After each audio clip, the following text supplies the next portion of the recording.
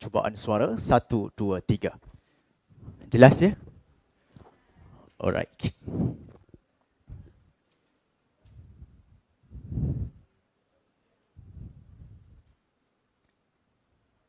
Menerusi berita harian pada 10 Ogos 2009, Perdana Menteri kita yang kedua telah berkata, kita harus sedar bahawa kita hidup bebas dan merdeka hanya dengan adanya perpaduan di kalangan rakyat Malaysia. Bismillahirrahmanirrahim. Assalamualaikum dan salam perpaduan buat semua. Perpaduan Malaysia pada hari ini semakin hari semakin terhakis kerana jutaan manusia yang bagai Belanda meminta tanah diberi betis hendak peha. Apabila kaum Cina mahukan haknya, kaum India masih berkeras kepala, kaum Melayu berlagak seperti penguasa. Rakyat Malaysia semakin alpa dengan melenyapkan titisan darah 13 Mei, mengembalikan sistem pecah dan perintah yang menghancurkan keharmonian semua. Oleh itu, molek benarlah kita duduk semeja, kita bincang bersama perpaduan Malaysia, kelahiran semula tembok segregasi. Menurut buku Dasar Perpaduan Negara, perpaduan secara umumnya membawa konotasi kesamaan dan kesatuan dalam membentuk identiti nasional seperti satu bangsa dan satu bahasa. Kelahiran semula tembok segregasi pula boleh ditakrifkan sebagai sempadan bangsa sehingga berlakunya pengasingan etnik mengikut kumpulan. Saudara, pada hari ini saya ingin bentangkan kepada saudara 3 kisah menarik agar saudara tertarik dengan tajuk yang sering dibelik. Pertama, kisah suara keramat perpaduan perlu dijiwai, bukan sekadar simbolik diri. Kedua, kisah sejarah perpaduan yang semakin dilupai oleh seantero pelusuk bumi. Ketiga, kisah kepuraan masyarakat bangsa dalam bersatu menangkis ujian melanda. Hadirin, penyatu wasatiyah bangsa.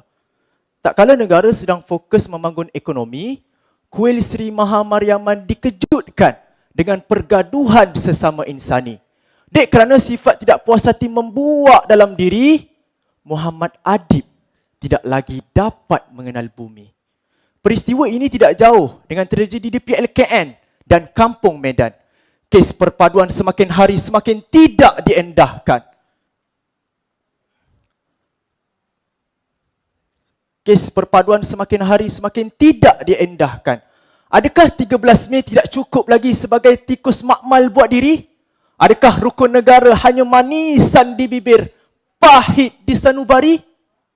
Kata bapa perpaduan Malaysia, tidak ada maknanya kekayaan, kemajuan dan kemakmuran jika rakyatnya tidak bersatu padu dan bergaduh sesama sendiri. Jika negara ini tidak mampu menjadikan diri kita sedar, maka jenguk-jenguklah ke Myanmar sana, negara yang dahulunya merdeka, namun sehingga ke hari ini masih berada di tempat ke-139 negara paling aman di dunia. Akibatnya, Myanmar disenaraikan negara paling miskin di Asia Tenggara. Kata Cicero dalam makalahnya yang berjudul De Oratore, Historia Magistra Vitae, membawa maksud sejarah adalah guru terbaik dalam kehidupan. Mengenang kisah yang saya ceritakan sebentar tadi, pilu rasa hati melihat bangsa sendiri mengulangi suratan azali.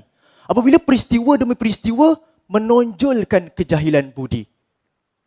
Kerajaan sudah berusaha menghentikan perkara ini, namun rakyatnya tidak mahu mentadabbur riwayat yang sering terjadi.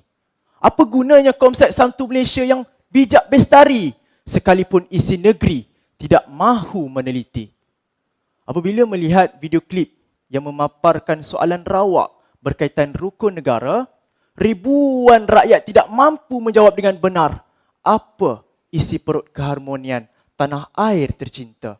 Sukar untuk kita percaya perkara yang kita pelajari semenjak dahulu kala tidak diamati bersama, malah dijadikan bahan jenaka. Teori dan amalan seia sekata melupai sejarah bangsa. Adakah Repetisi keretakan bangsa bakal tercipta, amati seiring sekata.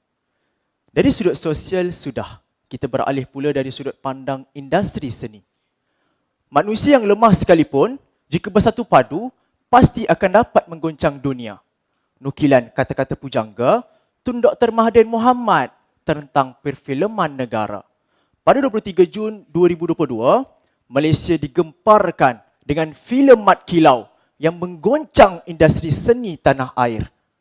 Kisah seorang pahlawan negara yang berjuang demi kebebasan tanah Pahang, diratah penjajah kolonisme, dihina awalnya oleh keluarga.